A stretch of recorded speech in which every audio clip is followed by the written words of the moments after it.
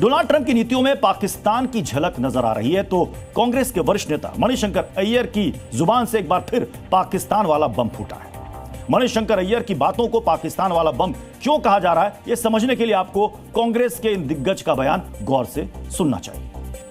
किसी ने नहीं कहा वो जो 33 देश थरूर और उनके लोग गए हों कि पाकिस्तान जिम्मेवार है। यूएन ने भी नहीं कहा कि पाकिस्तान जिम्मेवार है। अमेरिका ने नहीं कहा कि पाकिस्तान जिम्मेवार है।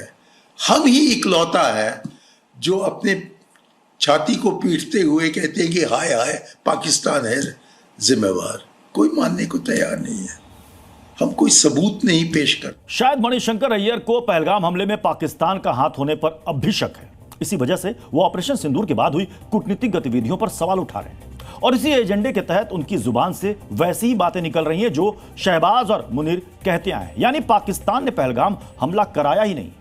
मणिशंकर अय्यर के इस पाकिस्तान वाले एजेंडे के सामने आते ही विरोधियों ने एक बार फिर कांग्रेस को निशाने पर लिया है। मणिशंकर के बयान को राजनीतिक विरोधी किस चश्मे से देख रहे हैं, यह आपको भी सुनना चाहिए।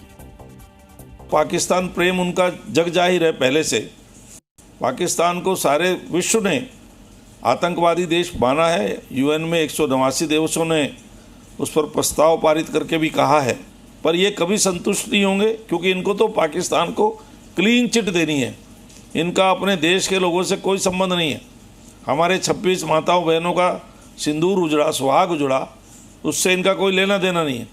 इनको केवल पाकिस्तान को क्लीन चिट देनी है, पाकिस्तान के मीडिया में अपनी चर्चा करानी है। केवल इससे प्रभावित होकर के करते हैं।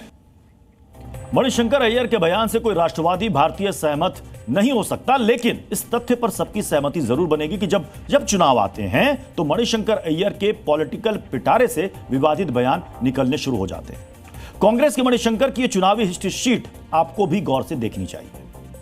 वर्ष 2014 के आम चुनाव से पहले मणिशंकर अय्यर ने नरेंद्र मोदी की जाति को लेकर सवाल उठाए थे। उन्हें सार्वजनिक मंच से चाय वाला कहा था। नतीजा हुआ कि बीजेपी और एनडीए भारी बहुमत के साथ जीती।